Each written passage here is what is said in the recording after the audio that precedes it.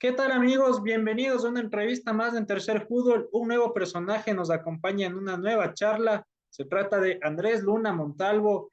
Él es docente universitario especializado en lo que es el periodismo deportivo. Obviamente también se dedica a lo que es, valga la redundancia, el periodismo deportivo, sobre todo también el ámbito del fútbol. Recientemente publicó un libro que ya nos va a ir contando de qué trata, cuál es la intención que tiene este libro, entre otros textos que también los ha publicado. Andrés, ¿qué tal? Bienvenido a Tercer Fútbol. Gracias, Martín. Es un honor para mí compartir este espacio contigo y sobre todo un espacio o una silla que la han ocupado tan ilustres invitados. Muchas gracias, siempre bienvenido. Andrés, vamos desde el inicio. ¿Cómo inicia tu amor por el deporte, por el fútbol? Bueno, es extraño, pero yo me recuerdo desde muy chico siguiendo fútbol, siguiendo deporte, y no porque haya sido, digamos, una afición en el hogar, ¿no? Mi papá no era aficionado mayormente a los deportes. Bueno, podías encontrarlo viendo alguna pelea de box, no más. Tengo un hermano mayor que tampoco ha sido muy devoto, ¿no? De estas aficiones. Pero yo me recuerdo de niño mirando partidos de fútbol muy pequeño, ¿no? Haciendo zapping en la televisión y deteniéndome en el fútbol argentino, en el fútbol italiano, en el fútbol ecuatoriano. No te puedo decir que me inculcaron tampoco el amor por alguna camiseta en particular. Yo el primer partido que fui a un estadio fue un Delfín, el Nacional Delfín. Podrá haber sido el año 92, 93. Entonces, todo es muy extraño, pero bueno, es como un camino trazado que simplemente me decidí a recorrerlo.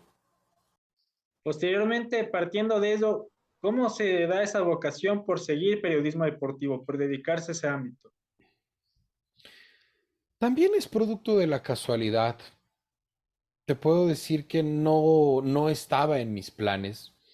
Yo estaba persuadido en estudiar psicología, ¿no? Quería estudiar algo como psicología clínica o psicología industrial, no recuerdo específicamente, pero me había inclinado por la psicología. Y de repente yo estaba algunos meses viviendo en Guayaquil y mi mamá me llamó y me dijo, empiezas comunicación el lunes.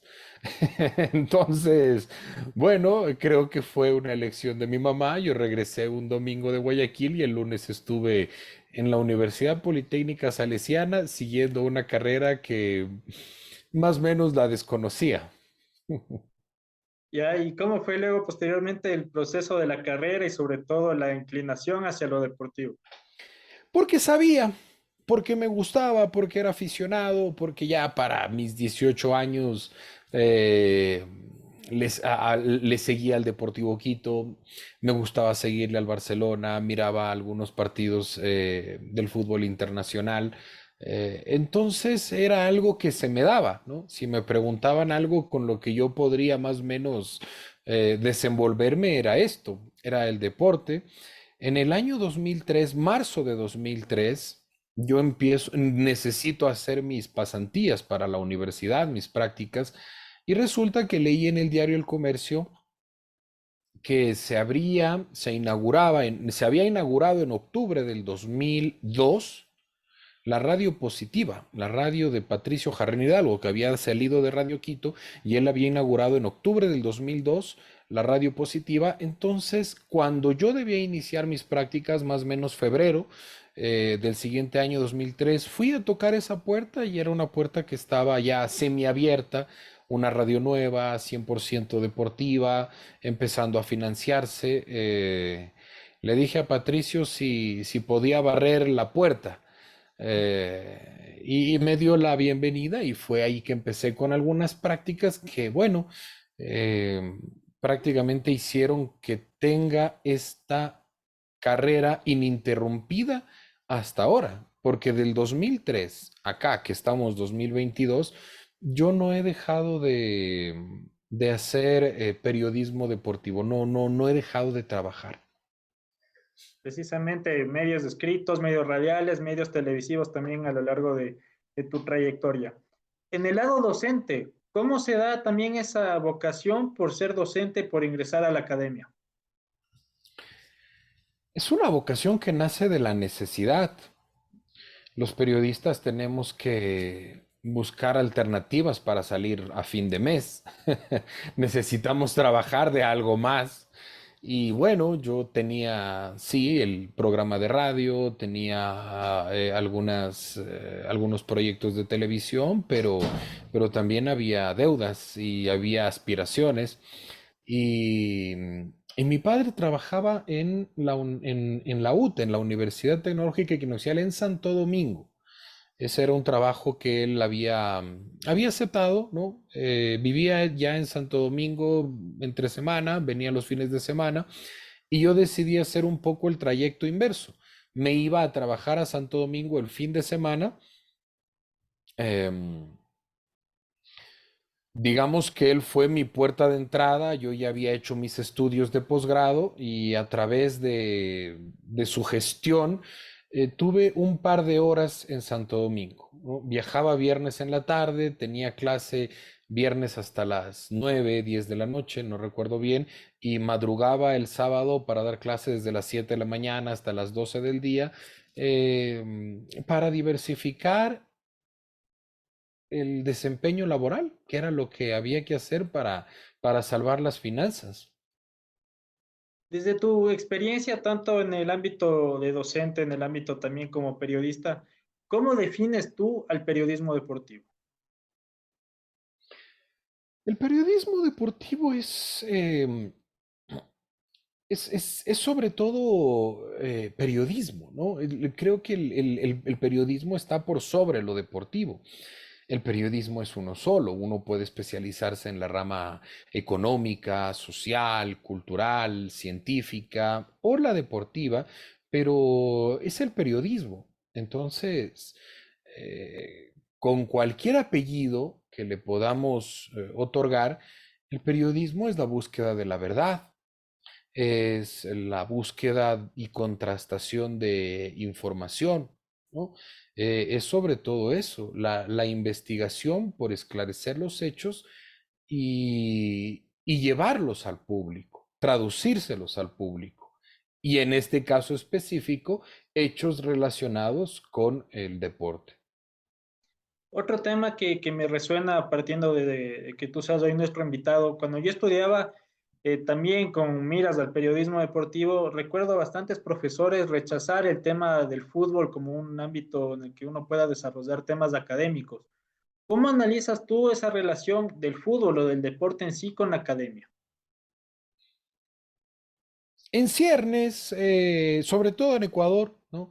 Em, Tus profesores, los míos y los pensadores de décadas atrás no habían considerado al deporte, como bien dices tú, ¿no? Un hecho social que sea legítimo para realizar ciencia, para realizar investigaciones. Algunos intelectuales, filósofos, pensadores, científicos empezaron a meter las narices por su afición y empezaron a encontrar de que el deporte era esa forma más cercana, ese puente directo a explicar los hechos sociales de manera más directa, porque no hay nada más entretenido que el juego, que la competición, y explicar la economía, y explicar la sociedad, y explicar la cultura, y explicar la antropología desde el deporte, se convirtió ya en una necesidad, en una visión. Claro que muchas veces está, si se quiere, restringida a quienes tenemos esta afición. Y eso les cuesta entender a otras personas, que bueno, te preguntan cuántos juegan en cada equipo en un partido de fútbol, que las hay, ¿no? Parecería que a todo el mundo le gusta el fútbol y no es así. De repente tú hablas de deporte con la seriedad del caso y te encuentras, no sé, la anécdota que contaba Lionel Messi cuando fue a jugar la Copa América Centenario, me parece, en Estados Unidos. Y decía que el guardia del complejo donde concentraba Argentina le preguntaba que quién era. ¿Cuál es su nombre? ¿Quién es usted? Y claro, y él se reía, decía, yo soy jugador de la selección argentina. ¿Y cuál es su nombre? Lionel Messi. Ah, sí, Lionel Messi, aquí está, siga adelante. Entonces, no todo el mundo tiene este lenguaje, pero sí grandes masas a las que había que declararle cierta devoción a través de la academia. Bueno, tienes algunos artículos escritos, tienes también libros en los que tú tienes la autoría y también has colaborado. Hace pocas semanas publicaste Jugando desde el fondo. Cuéntanos un poco más de qué va este texto. La idea se la copié al periodista Enric González. Enric González era corresponsal del país en Roma, ¿no? Italia, y él escribía columnas sobre el fútbol italiano, sobre el calcio, y eran unas columnas bellísimas, preciosas. El texto de él, que se llama Historias del Calcio, está catalogado como uno de los mejores textos de fútbol. Y lo que había hecho Henry González es una recopilación de artículos, de sus artículos más leídos, de los más bonitos, los más llamativos. Y cuando lo leí me encantó, lo he leído un par de veces al mismo libro. Años después, Ezequiel Fernández Moures, no lo hizo él, lo editó alguien, un cómplice de él, que es Alejandro Wall, que se dio el tiempo también de buscar algunos artículos que había escrito Ezequiel en varios diarios, de los muchos que lo han publicado, ¿no? La Nación, el New York Times, tantos otros, y los compiló en un texto. Entonces, bueno, la idea no es original, es copiada. Yo también me dediqué a buscar algunos textos que tenían algunas características quizás en común. Los que más se leyeron, los que más me gustaban a mí, los que habían sido nominados a algún premio, los que habían tenido algún reconocimiento, ¿no? Entonces se hizo una revisión de artículos que yo había escrito desde el año 2019, del año 2019 al año 2022, eh, y en esta clasificación en donde separábamos la paja del trigo, nació este libro, ¿no? Jugando desde el fondo, artículos cortos de periodismo deportivo. El autor del prólogo es Ezequiel Fernández Mures, que ya lo nombrabas hace un momento. Mm. ¿Cómo se da esa conexión con Ezequiel, que es un periodista bastante reconocido, controvertido también, pero muy conocido en el ámbito deportivo, sobre todo en Argentina? Ezequiel viene a Ecuador en el año 2005, 2006. 2005, 2006. Vino a darnos un taller de periodismo a 6 personas, más o menos, que conformábamos la redacción del periódico El Clásico. El Clásico fue un periódico, los más viejos del lugar lo van a recordar, que se distribuía en los estadios gratuitamente. Uno de los pocos diarios exclusivamente deportivos que ha tenido el Ecuador, o al menos independiente, porque después había algunos diarios que han salido ya con marcas mucho más grandes, qué sé yo, el Futbolero, me parece que era del Comercio, algo más tenía Diario El Universo, pero el Clásico era un diario independiente, un semanario que se distribuía gratuitamente en Quito, en los estadios, en las paradas del trolebús, de la Metrovía, en fin. Como el proyecto era ambicioso y tenía algunos socios que invirtieron en la empresa, lo trajeron a Ezequiel Fernández Mores en el año 2005-2006, no recuerdo, y compartimos con él varios días. Él nos enseñó a hacer periodismo. Bueno, años más tarde sería un hecho de que fracasó en el intento o que al menos no consiguió el propósito que hubiera deseado, pero ahí lo conocimos a Ezequiel. Luego lo volví a encontrar en el año 2011 en la Copa América en Argentina. Nos coincidimos en Buenos Aires en la final entre Uruguay y Paraguay. Nada, yo intenté presentarme nuevamente. Él recordó enseguida su historia en Ecuador. Y es que no es una historia que pasa desapercibida. Nos perdimos por San Juan. Nos perdimos por San Juan, por los túneles. Habíamos ido a cenar al centro histórico y yo no sabía cómo regresar a medianoche. Y imagínate estar ahí manejando por San Juan en algunas calles que son más cucharas que avenidas. Entonces, bueno, nos reímos algún rato y coincidimos nuevamente con Ezequiel en un taller que él dictaba ya por tiempos de pandemia, lo hicimos a través de Zoom. Y bueno, entonces hemos tenido algunos episodios de idas y venidas. Tengo una gran admiración por él, un gran respeto por él y cuando le comenté del proyecto, lo único que le pedí es que lo dignificara con su firma. ¿Qué finalidad tiene tu libro? ¿Qué busca tu libro hacia el público? Que se lea, porque ni siquiera es que lo compren, porque el libro es editado por la Universidad Central del Ecuador y es una universidad pública y su difusión, su impresión, su distribución es gratuita, gratuita y particularmente para los estudiantes de la Facultad de Comunicación. Entonces, más allá de que se venda, la idea es que se lea, porque persigue aquello, ¿no? Familiarizar a los estudiantes con el periodismo. El texto quizás tiene una característica, y los textos seleccionados más bien tienen una característica que traté de que se cumpliera en la mayoría, y es que son textos donde yo digo poco, en donde cuento cosas, pero son cosas que se dicen a través de fuentes. Y esa es la esencia del periodismo, que el periodista hable poco, que cuente mucho, pero que le dé voz a sus fuentes. Entonces, esa es un poco la línea transversal. Es un texto que se recopila contando algunas historias, pero sobre todo de protagonistas, en donde yo como autor solo hago crear ese hilo narrativo, pero son las fuentes las que principalmente enriquecen con su testimonio estos pequeños artículos. ¿Cuáles son tus principales referentes periodísticos? Es decir, ¿a quién tú por ahí recomiendas leer o seguir cotidianamente en el ámbito del periodismo deportivo? Ay, bueno, hay algunos.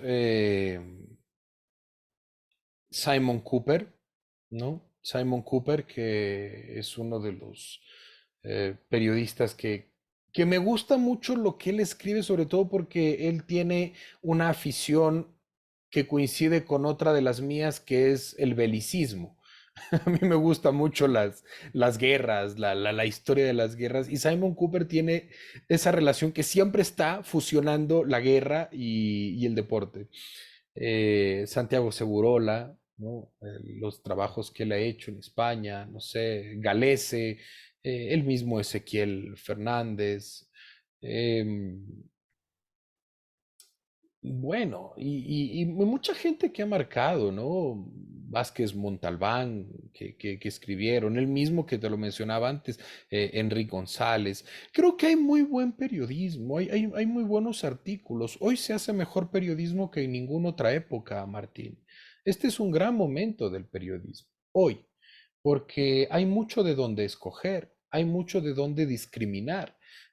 Antes tenías nada, cinco sabores.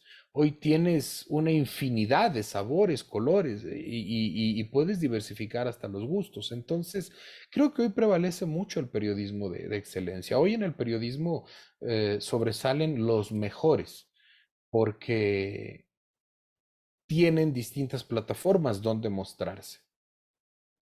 Yendo a otro ámbito de lo que es del deporte, sobre todo el fútbol, tú eres hincha, confeso, del Deportivo Quito, vas al estadio también.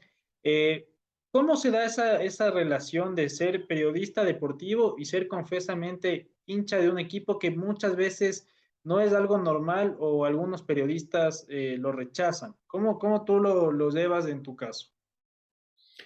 Bueno, es un ejercicio de honestidad, honestidad, de transparencia.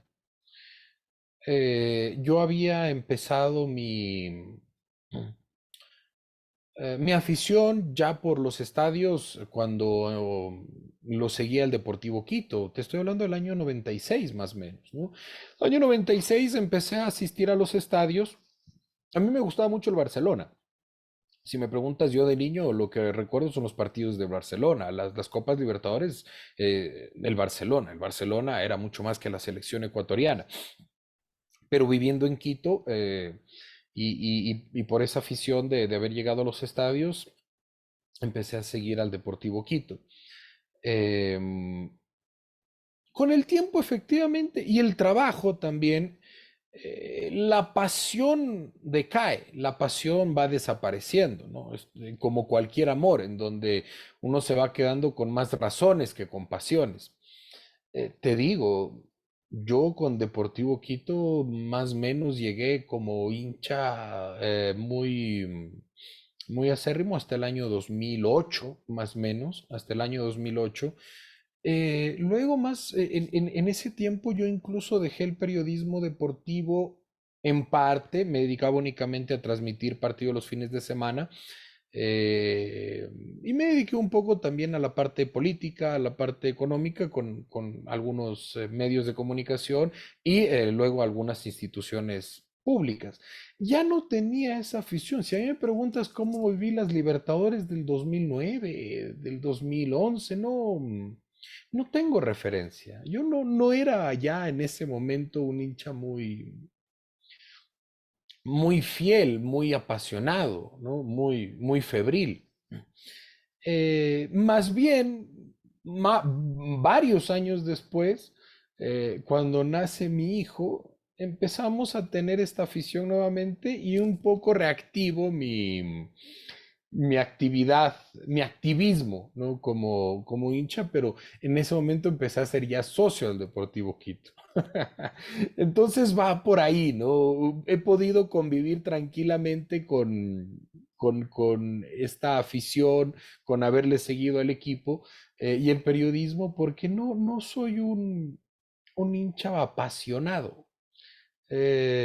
Soy consecuente con lo que me ha gustado siempre y que más o menos sé, ¿no? Porque si a mí me pregunta la historia de cualquier otro equipo, te puedo responder de muchos, pero del que más referencias tengo es del mío. Claro. Tengo tres preguntas para ir cerrando la entrevista. Estamos a pocas semanas de que dé inicio el Mundial de Qatar 2002. Justamente preparando la entrevista veía tu perfil de Twitter y compartías una nota de la realidad de lo que es Qatar y lo que se viene para este Mundial. En ese marco, ¿cómo ves tú el panorama hacia ese Mundial en el que Ecuador va incluso a ser el equipo que dé la apertura frente al anfitrión en esta Copa del Mundo? A ver, separemos en tres ideas. La elección de Qatar como sede es una elección delirante, ¿no? Es una elección, no sé, frenética que tuvieron los dirigentes de la FIFA. Todos ellos se encargaría de decir la Fiscalía de Estados Unidos, corrompidos, viciados, ¿no? Sobornados, conspirados en una organización criminal, que bien lo refleja Julio Grondona, ¿no? Cuando lo cuenta el periodista Chelkis Vialo, don Julio, Qatar, y Grondona le responde, están todos locos, pero total ya para la fecha yo voy a estar muerto. Al Qatar lo eligieron en el año 2010, en donde se eligieron dos sedes claramente injustificadas y dos sedes que no necesariamente estaban alineadas con el mundo occidental. Se eligió a Rusia y se eligió a Qatar. Para el año 2015 estaba listo el FIFA Gate y nos dimos cuenta de que Qatar era un engendro que había nacido justamente, la elección de Qatar como mundial, quiero decir, un engendro que había nacido de una cantidad de dirigentes carcamales, sobornados y viciados, ¿no? Luego viene quizás el aspecto deportivo, en donde llegamos bien, espero que le vaya bien a la selección joven, en donde tenemos un crecimiento sustancial del fútbol ecuatoriano, tenemos un gran legado que le ha dado el Independiente del Valle. Eh, He estado leyendo estas semanas, nada, como a quien le llega algún libro viejo a las manos, algunos textos que se publicaron de Francisco Maturana.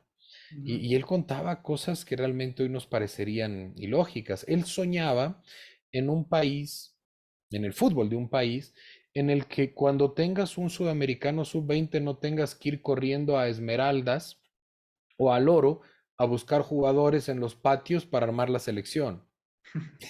Cuando viene Maturana, te estoy hablando del Claro. año 95, 96, dice, yo sueño con que algún día la selección sub-20 no se arme con unos dirigentes que van rápido a Esmeraldas a ver quién está jugando y arman una selección. Eh, Eso, por ejemplo, hoy es imposible, ¿no? El Independiente del Valle es un cazador de talentos y no creo que deje un buen jugador suelto. Claro. Y si a él lo acompañan canteras como la Católica, como el Aucas, como la Liga Deportiva Universitaria, el Independiente luego se encarga de quitarles esos mismos jugadores, comprar, no sé, un niño de 14, 15 años, $80,000 y lo va catapultando y lo va formando. Entonces, creo que un proyecto como ese de inversión en divisiones formativas es lo que nos tiene en donde estamos, en un mundial con unos chicos de 20, 24 años que nos han ilusionado porque llegan con mucha hambre. En 4 años ellos ya serán unos millonarios, que quizás lleguen con otras herramientas, con otras armas. Ya no tendrán el hambre y la sencillez que tienen ahora, probablemente tengan una madurez que nos permita ser más pretenciosos. Y el tercer escenario es el país. Tanto Rusia como Qatar quisieron organizar los mundiales de fútbol, que no son deportes que a ellos les interese. Los rusos no es que juegan fútbol como su primer Claro. deporte. Los cataríes tampoco. La carrera de camellos es el principal deporte de Qatar. Entonces, creo que aspiran mucho a llegar a esos puentes con Occidente y eso sería interesante también, que estos países puedan conocer los derechos de Occidente, las conquistas de Occidente, las libertades que tiene Occidente y puedan repensarse casa adentro. Eso creo que es lo que mejor se le dará a Qatar si es que llega a heredar algo del Mundial. Una penúltima pregunta. ¿Cómo observas la actualidad del fútbol ecuatoriano, ya hablando como campeonato? Bueno, con cierto escepticismo por esta corporación de clubes privados, de clubes familiares, de clubes corporativos que están pululando en la Serie A. Creo que se está jugando con fuego al tener el 50, el 60% de equipos que no generan ningún interés en los aficionados. Ese es un gran problema que no lo están atendiendo bien.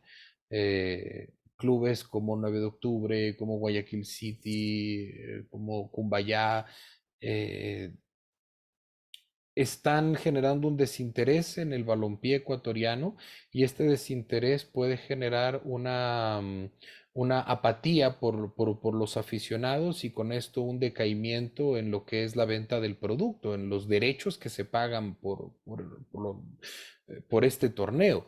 Entonces creo que debe reconfigurarse y volver a ciertas esencias del fútbol como espectáculo y rescatar a los equipos que verdaderamente pueden generar interés, aficionados, clientes, la palabra que más les gusta.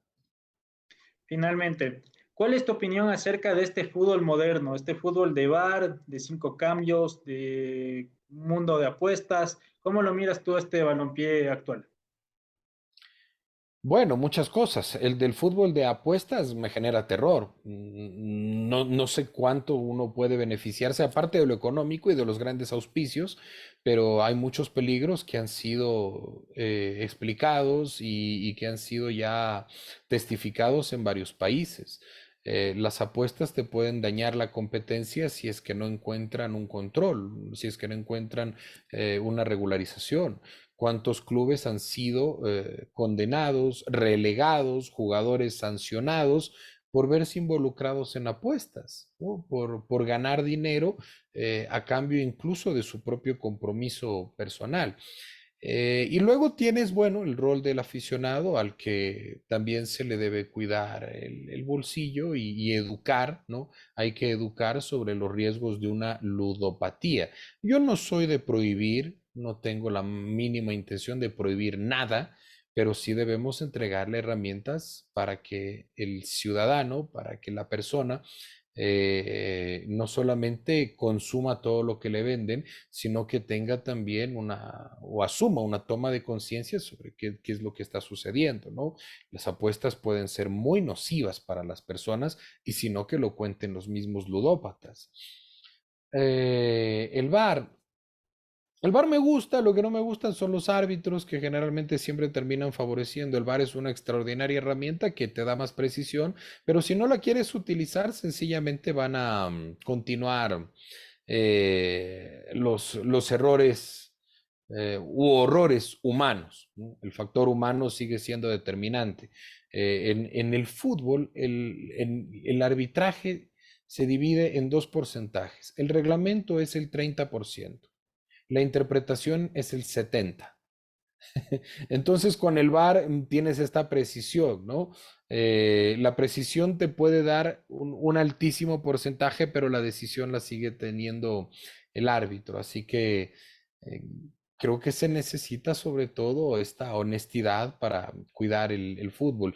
Y lo de ahora, pues es un fútbol entretenido, rápido, que se ve poco, digo, porque la gente en lugar de ver el partido siempre está mirando el Twitter, está mirando el TikTok, está cambiando para ver qué otro partido hay a la misma hora. Y creo que es un fútbol al que se le avecinan varios cambios. Como dice el texto a propósito, hay algunos artículos que le dedico a esos testimonios que se dan desde las grandes industrias de Europa, ¿no? Como es la Premier League, como es la misma NBA o la Premier League. En donde argumentan que es muy probable que tengan que reducir el tiempo de juego de los partidos, ¿no? Porque los chicos, los nuevos mercados futuros no ven estos juegos completos. Se la pasan jugando a los videojuegos o tienen otras aficiones al mismo tiempo. O que quieren vender los derechos de los 10 últimos minutos porque han medido que un partido de fútbol de 90 se empieza a ver a los últimos 10 o 15 minutos. No son percepciones mías, no son apreciaciones, esto no es una opinión. Son las métricas que te presentan las grandes corporaciones que promueven el fútbol. Entonces, es un fútbol al que se le avecinan varios cambios, muchos cambios. Esto de la Superliga de Florentino Pérez es solamente una pequeña punta de un gran iceberg que se avecina. Andrés Luna en Tercer Fútbol. Andrés, siempre bienvenido a Tercer Fútbol. Muchas gracias por acompañarnos en esta entrevista. A ti, Martín, y gracias por tu trabajo y por siempre buscarle un relato mucho más profundo al fútbol.